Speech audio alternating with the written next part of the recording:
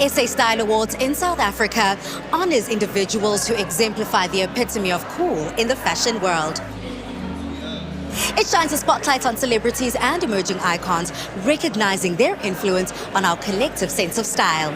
But first, taste the rich flavors of India with Chef Jessica Munisamy in Johannesburg. Discover how the Lusaka Art Center is uplifting its people in Zambia.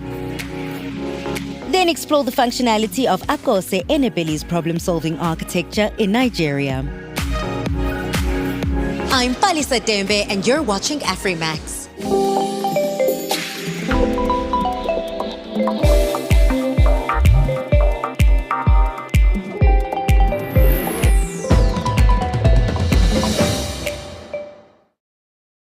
Chef Jessica Munisamy is staying true to her heritage through her celebration of Durban Indian flavors in her cuisine. From fighting to stand out in a male-dominated industry to leading one of Johannesburg's most flavorful dining spots. Rich, colorful, and tasty. This is Jessica Munisamy's twist on Indian cuisine. But it wasn't easy for her to bring it all to the table.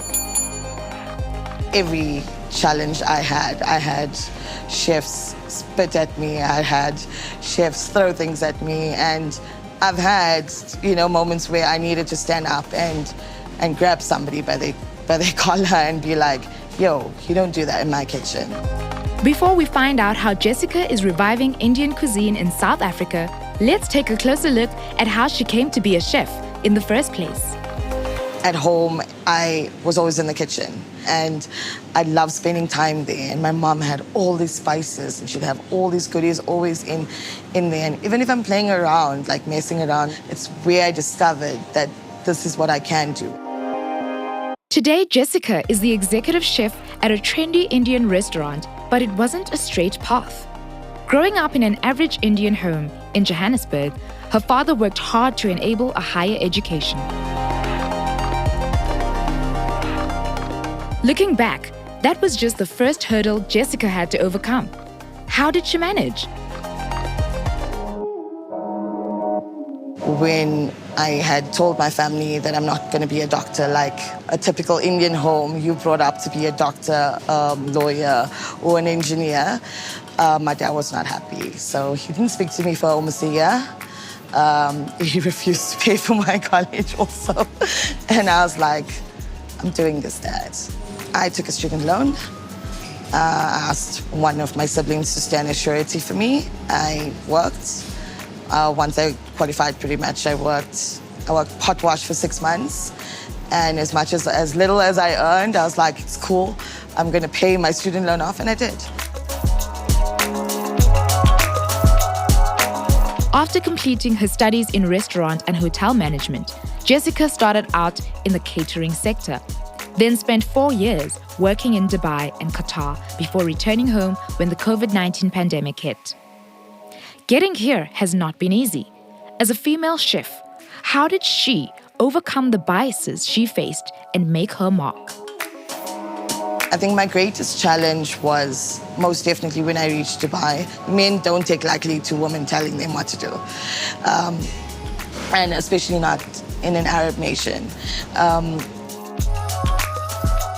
And so it toughens you a lot because it's not for the weak, I'll be very honest. As a woman in this industry, you've got to have a thick skin. You need to have the ability to overlook it and kind of just like push through. The Modern Tailor's restaurant is dedicated to showcasing traditional Indian foods and flavors, catering to an upscale South African audience. So how does Chef Jessica maintain the integrity of authentic Indian street food while modernizing and elevating it? My best seller is my Durban lamb curry. So my mom obviously is from Durban. She was the cook there at a White House household, and she pretty much made everything. Baked, cooked, and all of those stuff. And it's her recipe. And we kind of tweaked it a bit, obviously, to give it a little bit more flavors and, to make it more complex. But we want to keep that nostalgia. They always say that a curry tastes better the next day. because it gives the flavors, your spices, enough time and aroma to just like blend into the food. And it's true. Our spices, though, I can guarantee you, is 10 times better than India. Our curries are much more in-depth in terms of flavoring and textures and all of those kind of things. Whereas with India, I think a lot of their flavors that they play with is very subtle. Just gonna start adding in my whole spices, my black cardamom, star anise seed, some cinnamon, cumin seeds. As much as our spices, some of them come in from India as well, but majority of them are done and blended in Durban. And, you know, they roast their own chilies, they take it, the sugarcane fields, we get our own jaggery there, you know? So we have the ability here in South Africa to also bring in Indian authentic spices. Chef Jessica Munisamy is capturing and recreating the essence of Indian street food. Her journey is not just a story of flavors, but is a celebration of culture and resilience as she continues to keep her heritage alive. Now that's a tasty way to stay true to your cultural heritage. Before we hit the red carpet at the SA Style Awards, let's have a look at how I spent my morning with some of South Africa's most talented artists, Justice and Patwani Mukeli. Gentlemen, thank you so much for inviting me into your beautiful and cozy home. Now tonight you're going to be awarded with the Next Big Thing Award at the SA Style Awards. So number one, what's this award for? And secondly, what does it mean to you? Yeah, I mean, the award is about celebrating creators, creatives and individuals that are contributing to the economy of South Africa, our society in a positive way in different industries. And I think Patwani and I were identified as the next big thing for the work we do as creatives, as painters, the work we do with men. And yeah, they'd like to celebrate it, which is a beautiful thing. And you guys have spoken about being able to influence that young child that comes from an underprivileged background to be able to say, if they can do it, so can I. What words of encouragement would you have for that young artist who looks up to you? Yeah, on my side, I'd say no one owes you anything. Everything that you want to be is up to you. You need to just work, find the opportunities, put your head down and know that it's also possible for you. And Rome wasn't built in a day. Well said. Well, gentlemen, thank you so much. And I cannot wait to see you on that red carpet a little bit later on in the day. Now, before we head to the event tonight, can I see your guys' sneaker collection? Are any of them customized? Cool. I'll show you a cool pair I customized with Cultish. It's a pair of Dunks, Nike Dunks, that I did a collab with Cultish. These are so cool. Thank you so much. Now this is what I'm talking about. This is exactly what Dennis Chenge does. He brings life into secondhand sneakers, turning them into artwork for your feet. Sneakers, surely one of the biggest hypes in fashion and a costly one. But there is one Kenyan to help. Before Dennis Chenge shows us how he turns worn-out shoes into a thriving fashion business, let's find out what is the sneaker hype all about. What people don't understand is that sneakers are not just practical. Sneakers are culture. But what is the sneaker culture? And why are Dennis's sneakers so sought after when he actually breaks them? Sneakers are popular because, number one, everyone wants to be a part of something. And the sneaker world has really popped. Number one, in the look they give us. And number two, in how they make us feel. Like when I'm walking with a sneaker, I feel cool, I feel nice, I feel like I'm well dressed. I think that's why they're popular. I major with customizing shoes. The acetone removes the protective layer on the shoe. So once we've done the removal of the protective layer, we do a SketchUp of the art. If there is no sketch needed, we just do hand-done painting to either change the color of the shoe or give it a new expression. In 2022, the worldwide sneaker market was estimated to be worth $72.2 billion. The shoes in it vary from high-end, limited edition shoes to cheaper ones that are mass-produced for the global market. What was Dennis's personal motivation to dedicate himself to the sneaker business? I got into customization of sneakers out of curiosity. In university, I noticed a lot of people are trying to rock sneakers, and most of the sneakers they are rocking look the same. And that's when I was like, okay, all the sneakers look the same. How could I make a difference? Each year, people throw away an estimated 300 million pairs of shoes. 2,000 to 250,000 tons of waste is generated in Nairobi daily. Sneaker culture and the waste of sneaker mountains is already a huge problem. Giving sneakers a new lease of life was part of my idea, mainly because, you see, sneakers are expensive and at times they may get tarnished, they may get a tear, and I'm like, why don't you bring this to me and I can give it an expression, a new expression of how maybe you would feel the shoe. So, what's the special thing Dennis does to the shoes? The process we follow in customizing a sneaker, so one, the shoe must be leather, and if not, it must be a material that's supposed to paint that we have because we're using leather acrylic. So the whole shoe is supposed to change into a black color because I want to give it a black and gold theme, a golden type of splash.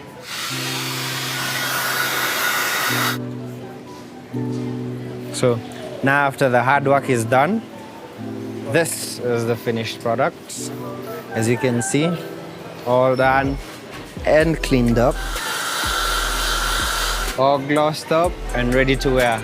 And this is how Dennis takes people's old sneakers from drab to fab. Let's check what local sneakerheads think of Dennis's sustainable artwork. I prefer customized sneakers because they're a statement, a point and a way of expression that is unique to every individual being. They're also stylish, so it's a great addition in terms of fashion to anyone who is looking to add to their wardrobe. Well, I prefer customized sneakers because they make you unique. It's something that speaks your style. Yeah, so however you want it, that's how you dress it. Yeah, so it says something about you, not just common like everyone else.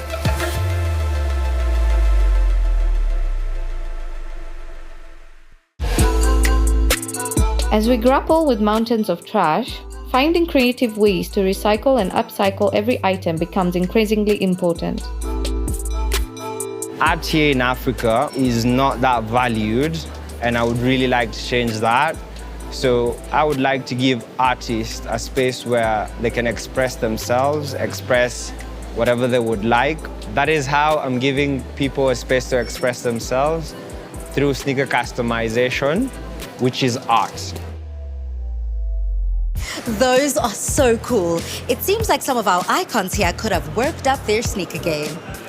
As promised, we are catching up with some of your favorite media personalities or some of these culinary stars that we love to see cook up in the kitchen. Joining me now is the lazy Makoti. Mukhao, lovely to see you again. So lovely to see you again. Every time I see you, you are always looking so phenomenal. And tonight, we are celebrating the SA Style Awards. In your opinion, why are award shows like these so important? I mean, tonight is a fun night of fashion, of everything that we love, of looking beautiful. So I guess it's a night to just de-stress, not think about anything, and just enjoy the fashion, the good drinks, and the good food. Events like this actually bring us together because we hardly ever see each other. So it's nice to bump into a familiar face that you see on TV. You're like, hey, man, you're doing a great job, you know? Moments like this is like perfect for us to like collaborate, work on new things, just even like just meet and just be like, dude, you are so amazing, you know? Now, looking at what Imprint is doing along with so many other designers and fashion icons, how do you believe the South African industry fares in the international market? Oh, that's a tricky It's a one. tough but one. You know, I don't think we compare. I think we're better. Well, I think we are baby steps, little by little. Yeah, we're testing the waters. We're testing the waters. I love that. I love seeing the young emerging talents coming to the forefront as we continue to celebrate the stylish people and celebrities of South Africa. We hope you guys have a fantastic evening. Thank you, beautiful Pale.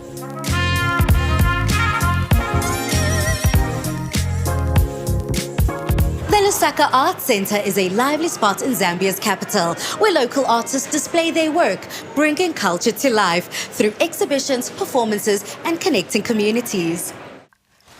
In Zambia, art is no luxury, but a powerful tool for uplifting its people.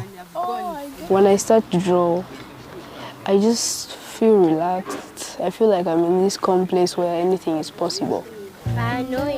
Juma was traumatized after the sudden death of his father. Drawing helped him to process the loss. Today, he is at the Lusaka Contemporary Art Center, or LUCAC, a newly inaugurated institution that uses art as a medium through which to explore one's experiences, histories, beliefs, and to positively engage with the future. The world today has so many challenges, and with some of the things that we are planning to be doing here, the idea is just to develop that mind. If they're able to find solutions to some of the problems, I think that would be of great help to them. Art can be an important tool to promote understanding and empathy in a nation located at the crossroads of migratory routes where many cultures and people mix. Zambia is grappling with the repercussions of a colonial past that has fueled conflicts and the exploitation of its natural resources. Identity and belonging are complex issues and the main theme for artist Daut Makala. We meet him at the exhibition space of LUCAC, where he demonstrates his recent experimental installation Isaiah 34:13 that includes the live cutting of gemstones found in Zambian soil. When you're looking at Zambian politics and development, it's really embedded not only in this political Christian identity, but also in mining. LUCAC fills a gap in Zambia's artistic infrastructure, where educational opportunities are lacking, and the few existing modern art galleries simply operate as sales outlets. There is a restoration of faith in the art itself, and it's an achievement, that's the other point, by the artist community in Zambia. Victor Mutulukesha, a Norwegian-based Zambian artist, played a pivotal role in transforming LUCAC from a dream into reality. In the early 2000s, Mutulukesha acquired land and started conceiving the Art Center, which opened its doors in 2023 with an exhibition space, a library, and 2 residency flats. The reason I took this radical step to do what I've done in Lusaka was because I believe that art is an absolute necessity. Makala's studio is located in town. Like Mutulukesha, he splits his time between Europe and Zambia. He hopes the advent of institutions like LUCAC will nurture the next generation of artists and provide better working conditions so there's no need to seek them elsewhere. One such artist is Sana Ginwala, who pursued her fine art studies in Cape Town, but returned to Lusaka. There's a momentum in which I think Lusaka is moving, but I think there is still a lot of room for development. Whether it's art writing, art administration, art curating, they're all of the other moving parts of a much bigger thing that I think Lusaka is still sort of catching up to. But the artists are there and the talent has always been there. Back at the workshop, while drawing, the children are finding solace from the pressures of performance and competition. The freedom of artistic expression offers a much-needed respite. When you're doing something you love, like art, there's that sense of relief because I'm really good at dancing. I love dancing so much. So when I'm dancing and I've had a long day at school, I'm really upset or something, I'll just turn on some music and start dancing and I'll feel better and I'll just feel like a whole burden has been lifted off. As LUCAC continues to make its mark, the significance of modern art in Zambia is increasingly apparent. In a country grappling with the complexities of identity, post-colonial legacies, and socio-economic challenges, art emerges as a necessity rather than a luxury.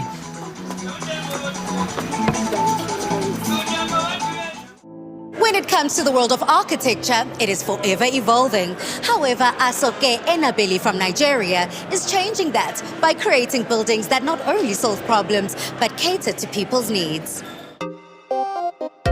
This architect's designs are to solve problems, rather than just being functional.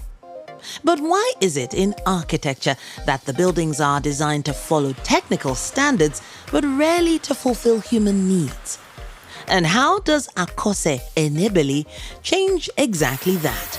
Why we put humans first in our designs is because human beings are predominantly the end users of most buildings. And there are some people that have this whole feeling like if they're away from their homes, they really want to return to their home because that's their sanctuary. So yes, so the human being or the end user is the primary objective of most of our designs. But how does Akose manage to create those spaces in such a populous city like Lagos? Let's find out more about how and why he became an architect first. The honest truth is architecture chose me. I say that a lot because I've been drawing literally since I was 2 years old. And I mean drawing houses. I'll give a shout out to my dad. He actually kept those drawings, so I still have most of them till date. And when I was done with secondary school and it was time to, that phase where you're finishing secondary school, everybody's thinking, oh, I want to become a doctor, I want to become an engineer, all that stuff. To me, it was architecture or nothing. There was a particular experience I had in school that made me feel like I was really, really ready for architecture. When we were in school, we used to sketch and then we used to draw before computer-aided designs became a thing. My drawings were so precise, my lecturer almost failed me this one time because he was convinced that I used the computer to draw it. So at that point, I always remember that particular moment because it feels like I felt like I was doing something right. Akose Enebeli is the founder and CEO of Elark Designs, whose firm has over the years churned out exotic and disruptive designs, creating the opulent homes of many Nigerians. But how does he disrupt the industry with his designs? To incorporate sustainable systems into our designs, we always look at materials. In this case, you can see we have stone used on the wall. Stone is a natural element, which makes it requires little to no maintenance because it's a natural element. So we try to look for materials that are sustainable, and we also look at energy consumption. So all the glass in this house are actually double glazed, which reduces the heat that comes into the house, which in turn also reduces the amount of electricity you would use to cool the building. So yes, we incorporate or we think about sustainable elements when we're designing a house. As the first Nigerian architect to be featured in the 100+ years of the International Design Authority, an accomplishment many dream of. Akose's work and architecture fulfills human needs. So how does he implement his ideas and keep pushing despite some challenges in the industry? For commercial spaces, what we usually work with is whatever brand. Most brands always have their brand identities and they have elements that they put together that represents that brand. So what we do is we work with that, we try to infuse it into that space so that your space is not separate from your brand. And anybody that comes into your space can kind of get what your brand is about, giving you, for instance, if it's a brand that uses a yellow color, we'll consider tying yellow color into the space. And of course, yellow always has a way to uplift your spirits, So we find a way to always tie that into the space. This self-driven and passionate architect has designed for the creme de la creme of Nigeria, including Afrobeats musician Burna Boy. And he continues to be innovative and set the bar high. In our design, the impression we wanted was for the swimming pool to touch the building. During the course of this, developing and executing the construction, we decided to make it more interesting and have the living room sort of float over the swimming pool. And when we were brainstorming and we came up with that idea, it seemed like a crazy idea. And then we went further to not just only have the living room float over the pool, we have a part of the house that to approach it, you walk somewhat over the pool. It was very interesting that came up as a challenge, and then we ran with it, and of course, we delivered. Why is it important for Akose to think more than just structures? And how could this approach change the role of architecture for society? In pushing the boundaries, what we also try to pride ourselves in is we try to show the world how Nigerian architecture is. The houses we have done, I'm sure people never believe that there's such houses in Nigeria. I remember, for instance, when we put out Igalo's house, when we put out Bonabo's house, people were like, these houses can't be in Nigeria. So, and those projects actually were pivotal, and we showcased celebrity living in Nigeria, and everybody's looking at Africa for what's coming out of Africa next. So we are trying to ride that wave to show that, look, Nigeria is not to be slept on, and Africa is not to be slept on as well.